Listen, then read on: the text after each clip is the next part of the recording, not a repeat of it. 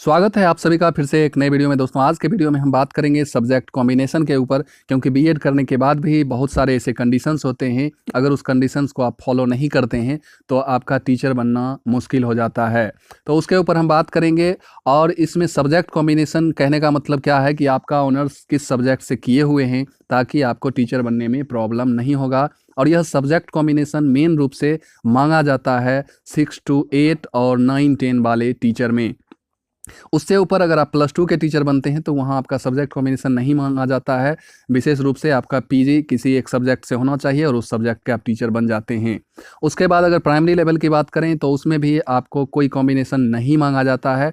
आप वहाँ अगर किसी भी सब्जेक्ट से +2 किए हुए हैं और या ग्रेजुएशन किए हुए हैं 50% मार्क्स के साथ, तो आप आराम से प्राइमरी टीचर बन सकते हैं और +2 के टीचर बन सकते हैं यदि आप पीजी किए हुए हैं तो प्राइमरी और +2 वाले टीचर में उतना प्रॉब्लम नहीं होता है। आप किसी एक सब्जेक्ट से हैं या किसी सब्जेक्ट से हैं, वहाँ सब्जेक्ट मायने नहीं रखता है, कॉम्बिनेशन मायने नहीं रखता है, सब्जेक्ट तो मायने रखता ही है। अब जिस सब्जेक्ट से आप पीजी किए हैं उस सब्जेक्ट में आप +2 के टीचर बन जाएंगे। और प्राइमरी लेवल की बात करूँ 1 to 5 में, तो यहाँ कोई कॉम्बिनेशन नहीं। आप कॉमर्स से हैं, आर्ट्स से हैं, साइंस से हैं, आप आराम से टीचर बन सकते हैं। तो ये 1 to 5 की बात हो गई और +2 की बात हो गई। लेकिन सबसे जो ज़्यादा प्रॉब्लम होता है वो 6 to 8 और 9 10 के टीचर बनने के लिए प्रॉब्लम होता है। और इस सब्जेक्ट कॉम्बिनेशन के कारण बहुत सारे छात्र जो हैं बीएड करने के बाद भी टीचर बनने से वंचित रह जाते हैं। तो इसी के ऊपर हम बात करेंगे इस वीडियो में। तो आप लोग वीडियो में लास्ट तक बने रहेंगे और वीडियो को लास्ट तक देखने के बाद लाइक शेयर कीजिएगा। और चैनल पर जो लोग पहली बार आए हैं, चैनल को सब्सक्राइब करके बेल आइकन दबा दीजिएगा ताकि ऑल नोटिफिकेशन मिलता रहे। उससे पहले यदि आप हमें कुछ सहयोग करना चाहते हैं तो पे फ़ोन मेरा है 97 094 44 170। इस पर आप सहयोग कर सकते हैं। और मेरा इंस्टा आईडी से अगर आप जुड़ना चाहते हैं तो मेरा इंस्टा आईडी है KR शिवम J, यही है। तो यहाँ इंस्टा पर हमें आप खोज के वहाँ फॉलो कर सकते हैं, हमसे जुड़ सकते हैं। तो आइए हम चर्चा करेंगे और इसके बाद हम इसका सॉल्यूशन भी बताएंगे कि आपको डरना नहीं है। आपका भी भविष्य बन सकता है। अगर किन्हीं का सब्जेक्ट कॉम्बिनेशन नहीं पुरता है तो मैं बात करूंगा कि आपका भी करियर अच्छा बन सकता है। तो इसलिए आप लोग लास्ट तक बने रहें। आइए सबसे पहले देखिए, लैंग्वेज टीचर की अगर बात करें, लैंग्वेज टीचर यानी कि भाषा शिक्षक। और भाषा शिक्षक में हमने हिंदी, इंग्लिश, संस्कृत, उर्दू और भी लैंग्वेज हो सकते हैं, तो इसको रखा है। इसके लिए जो है आपको मिनिमम जो है ग्रेजुएशन होना चाहिए। और ग्रेजुएशन में जो है जो भी जिस भी विषय के आप भाषा शिक्षक बनना चाहते हैं, हिंदी, इंग्लिश, संस्कृत, उर्दू, ये नॉर्मल चीज़ है। इसमें आपको ग्रेजुएट होना यानी कि ऑनर्स होना ज़रूरी है। यानी कि ग्रेजुएशन जो 3 साल का होता है, इसमें तीनों साल आपका हिंदी, इंग्लिश, संस्कृत, उर्दू, मतलब कोई भी एक सब्जेक्ट जो है तीनों साल अगर आप पढ़े हैं, हिंदी तीनों साल पढ़े हैं, इंग्लिश तीनों साल, जो भी विषय आप तीनों साल पढ़े हैं लैंग्वेज के, उस सब्जेक्ट के आप टीचर बन सकते हैं। आपको कोई प्रॉब्लम नहीं होगा। और यहाँ सब्जेक्ट कॉम्बिनेशन कोई मायने नहीं रखता है। आपका सिर्फ ऑनर्स जो है हिंदी होना चाहिए, इंग्लिश होना चाहिए, संस्कृत, उर्दू होना चाहिए, तो आप टीचर बन सकते हैं। संस्कृत में एक आता है कि संस्कृत में पीजीटी के लिए फिर आता है प्रॉब्लम कि संस्कृत से अगर आप पीजी किए हुए हैं तो आपका ग्रेजुएशन में हिंदी एक सब्जेक्ट होना चाहिए। तो ये बाद की बात है। लेकिन ये 6 to 8 और 9 10 में अगर आपका संस्कृत है, तीनों साल संस्कृत पढ़े हैं, तो आप आराम से संस्कृत के टीचर, उर्दू तीनों साल पढ़े हैं तो उर्दू के टीचर, इंग्लिश तीनों साल पढ़े हैं तो इंग्लिश के टीचर, और हिंदी तीनों साल पढ़े हैं तो हिंदी के टीचर आप बन सकते हैं। और साथ ही साथ आपका बीएड होना चाहिए और सीटेट का जो है पेपर 2 आपको क्वालिफाई होना चाहिए, क्योंकि 6 to 8 के टीचर बनने के लिए आपको सीटेट पेपर 2 क्वालिफाई करना होगा। और 1 to 5 के टीचर बनने के लिए आपको सीटेट पेपर 1 जो है क्वालिफाई करना होगा। तो ये लैंग्वेज टीचर के सबसे जो ज़्यादा प्रॉब्लम होता है वो साइंस और सोशल साइंस वालों को प्रॉब्लम होता है सब्जेक्ट कॉम्बिनेशन में। और मैथ वालों को भी लगभग प्रॉब्लम नहीं होता है, सबसे ज़्यादा साइंस और सोशल साइंस वालों को। तो आप बने रहिए वीडियो में, हम सारी बात करते हैं। और लैंग्वेज टीचर के बाद आप देखिए साइंस टीचर की हम बात करते हैं। जिन्होंने भी बीएससी किया है, ग्रेजुएशन में साइंस लेकर पढ़ा है और वो साइंस टीचर बनने की सोच रहे हैं, तो उनके लिए देखिए प्रॉब्लम हो सकती है।